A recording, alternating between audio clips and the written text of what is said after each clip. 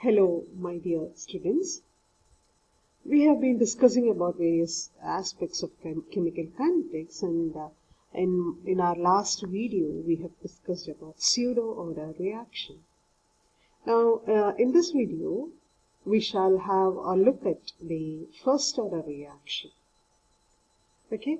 Now, you know what is the order of a reaction? We have discussed that. It is nothing but the sum of the powers of the concentration terms of the reactants in the experimentally determined rate equation for the reaction, isn't it?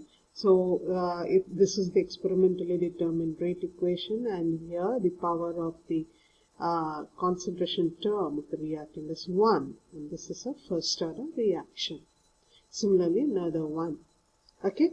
Now, we'll see how do we calculate the concentration of the reactant from the rate equations, etc.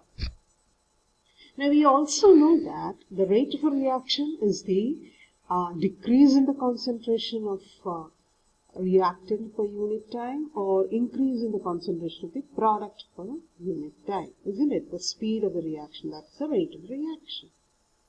Now let us consider a reaction A giving product P, reactant A giving product P. Okay, now so the rate of decrease in concentration of A, this we have already discussed, just to remind you regarding all this. It will be minus delta A by delta T, and the increasing concentration of B will be plus delta B by delta T. And average rate of the reaction, our average, is given as minus delta A by delta T, which is also equal to plus delta B by delta T. So we can express the rate of a reaction either in terms of the reactant or in terms of the product. And we have also discussed about instantaneous rate of a reaction, which will give us the rate of a reaction at a particular instant, and that is given as minus dA by dt, isn't it? Or plus dV by dt. Okay. Now, using this instantaneous rate of reaction and rate of reaction experimentally determined, etc., we shall derive an equation. Now let us consider reaction, that is A giving P itself, and if the initial concentration of the reactant A is small a, small letter inverse, okay, initially that means when time t is 0. And as time passes, if we take the concentration of the reactant A as A minus X, that means X moles of A has reacted after time t, and it has formed product. Okay, so the concentration of A at time t will be A minus X, since X moles of A has already been reacted. What will be remaining of A is A minus X. Okay, and that of the product will be X moles per liter, because XA has been converted to XP. Okay, in our equation A giving P, the stoichiometry is 1A giving 1P, isn't it? So for every X moles of A getting converted, X moles of P will be formed. Alright, so we can write the rate of a reaction as, that is the instantaneous rate of a reaction, as minus dA minus X by dt. Okay, this is in terms of instantaneous rate equation. Or we can also write it as rate equal to K into A minus X.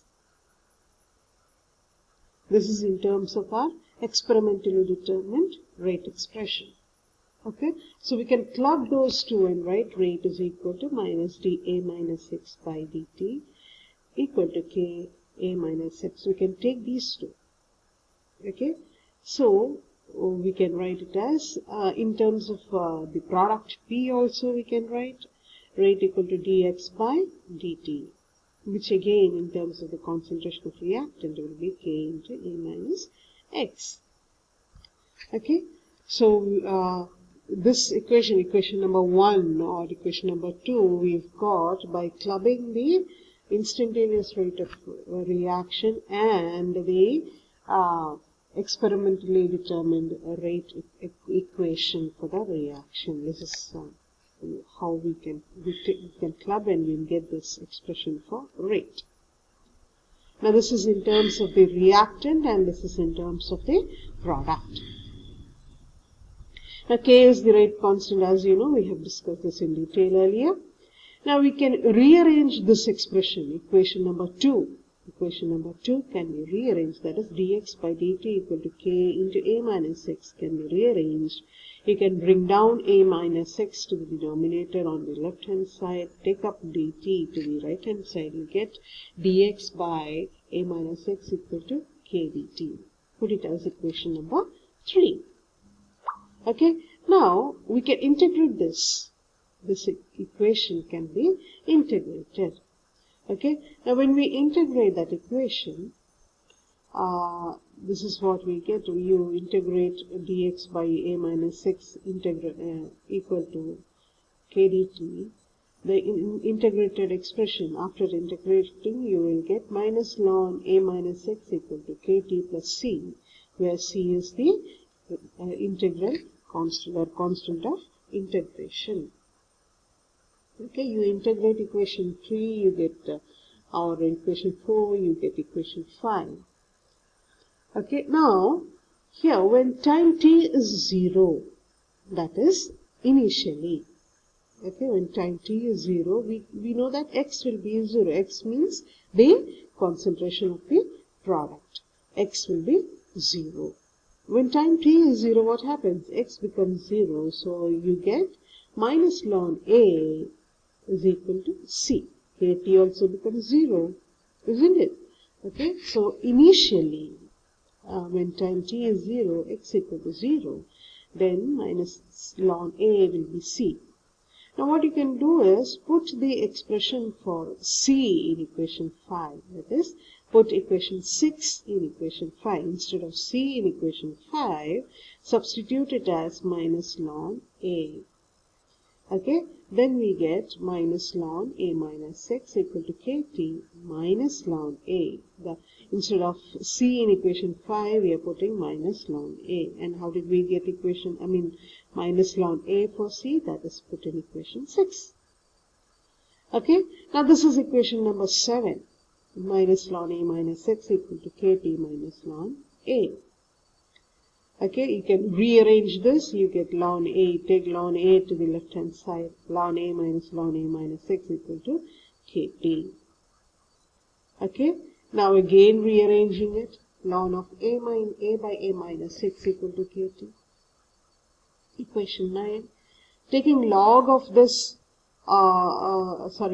you take t to the left hand side. You get equal to 1 by t ln a by a minus x. You can take log of this, k equal to 2.303 by t log a by a minus x. Okay, so this equation 10 and equation 11. Equation 10 and equation 11 are called the integrated rate equation for a first order reaction. Okay, integrated rate equation for a first order reaction. K equal to 2.303 t log a by a minus x. Okay, now a is the initial concentration, a minus x is the concentration of the reactant at time t. We can also put this as k equal to 2.303 by t log C0 by Ct. That is, C0 is the initial concentration and Ct is the concentration at time t. We can put it like that also. Okay, instead of a, you take it as C0. Instead of a minus x, you put it as Ct. Okay, either way, what you have to remember is the integrated rate equation is 2.303 by t log concentration of the reactant initially divided by concentration of the reactant at time t. Okay, now if you're considering this reaction or the expression at different times, that is not initially, we are considering it in between at time t1 and t2. Okay, then the C0 you can write as A minus x1 and CT as A minus x2. That is, uh, the numerator and the log term will be the concentration of the reactant in the first instant, and the denominator will be the concentration of the reactant in the second instant. Okay, and T 2.303 by T2 minus T1. You have to subtract the two time terms. Okay, so this is another version of the integrated rate expression for first order reaction. Now, from this you can know that we can arrive at the constant unit of K. You can see here K. You have a variable time, you have variables concentration here. These two concentration terms, the units of these two concentration terms gets nullified. What will be remaining will be the time. Okay, so the unit of K is second inverse, or you can put it as time inverse. Okay, unit of K for that is rate constant for a first order reaction is time inverse, or second inverse, or minute inverse, day inverse, etc. It depends upon the way you express it. Okay, the way you study the kinetics. Okay, so that is the unit of K. Now, let us say how graphically we can express the first order kinetics. Now, this is our x-axis, and we have our y-axis. In x-axis, we will be taking time t, and in y-axis, we will be taking the log of concentration of A by A minus x, or C0 by CT, log C0 by CT. And the graph which you will get will be a straight line, okay, passing through the origin. And the slope of this plot will be equal to K by 2.303. Okay, so when you plot a graph of log of A by A minus x versus time, you get a straight line passing through the origin with slope equal to K by 2.303. Okay, then this is the plot of log A by A minus x, or log C0 by CT against time for the first order reaction. So you have to remember this. Now we can have another plot, that is plot of time versus A minus x, that is log A minus x, that is concentration of the reactant at time t. Now there you get a straight line with a negative slope and an intercept. Now the slope will be minus K by 2.303, and the intercept here will be the log A term, log A or log C0, that is log concentration of any present initially. Okay, so this is the plot of log A minus x or log CT against time for the first order reaction.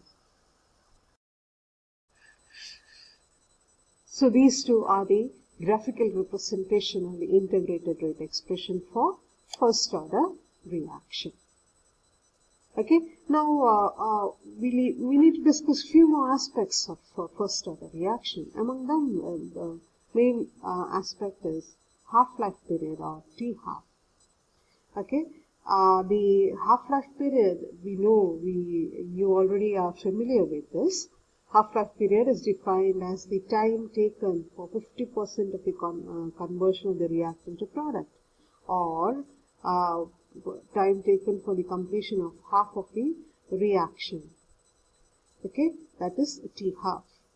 Either you can talk in either terms, time taken for the completion of half of the reaction, or time taken for the conversion of reactant concentration to half of its initial concentration. You can also say that it is the time for the conversion of 50% of the reactant to product. Okay, so let us see how do we get an expression for half-life period. Now this is our integrated rate expression, K equal to 2.303 by T log C0 by CT. C0 is the initial concentration, Ct is the concentration of the reactant at time t.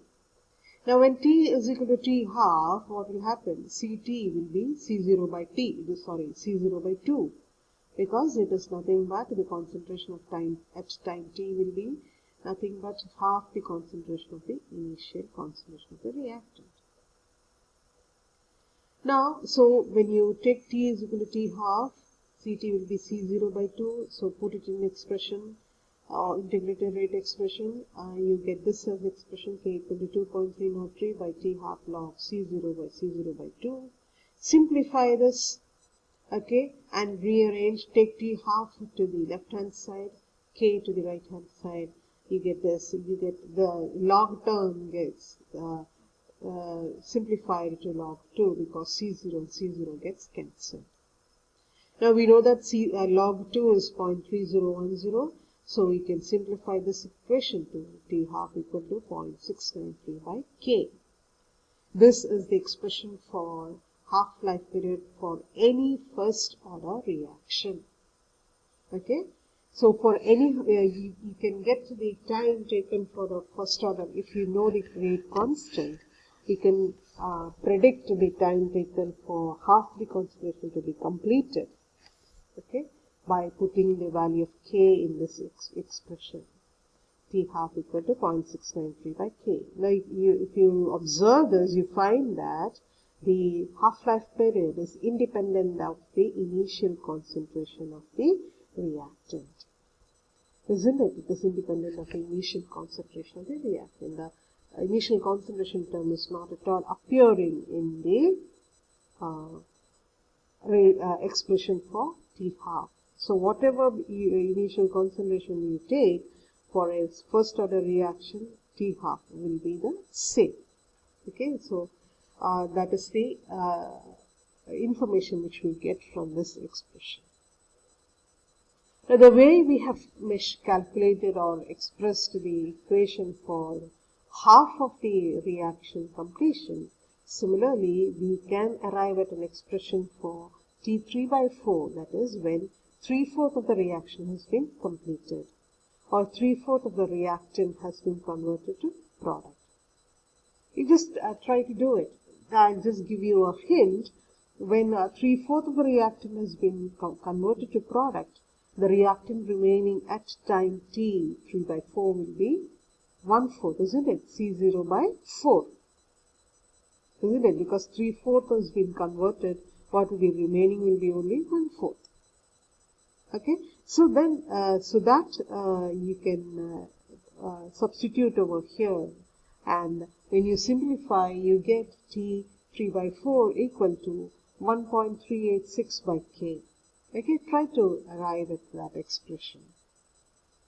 And there also you find that the time for the reaction to complete to 3/4 is also independent of the initial concentration of the reactant. Okay, so what we can say is that for the completion of any definite fraction of a first order reaction, the time taken is independent of the initial concentration of the reactant. Okay, so you take any first order reaction and you can calculate the time taken for a particular fraction of the reaction. Then you find that the time is independent of the initial concentration of the reactant. Okay, so try to arrive at an expression for T3 by 4, T1 by 4, etc., etc. Alright, so that's about half-life period. We need to do a lot of problems related to this half-life period and also the integrated rate expression. So from this we can just summarize the characteristics of a first order reaction. It must obey the first order integrated rate equation. Which is the first order integrated rate equation? K is equal to 2.303 by T log C0 by Ct. Okay, and then the unit of K will be time inverse or second inverse for a first order reaction. And the time for the completion of any definite fraction of the reaction is independent of the initial concentration. That's what we discussed right now. Okay. Now the plot of the two plots, log a by a minus x against t, will be linear with a slope k by 2.203, and the plot log a minus x against t will be linear with a negative slope and an intercept. The intercept will be of log a or log C0, initial concentration. And finally, the quantity of reactant left behind after n half-lives will be half to the power of n into concentration of the initial concentration of reactant. Okay, so this you just remember, half to the power of Na moles per liter will be the amount of reactant left behind after n half-lives. Okay, when you say n half-lives, the first half-life, when it is 50%, you get half A, half of CO. Okay, the second half-life means the next, from 50 to the next. Okay, then that will be 1 by 4 CO, and so on and so forth. Okay, so these are the various characteristic features of the first order reaction. Hope this much is clear to you. We need to discuss a lot more regarding first order reactions. We shall discuss this. Until this, if you have any clarifications to be done, please feel free to ask me. Thank you.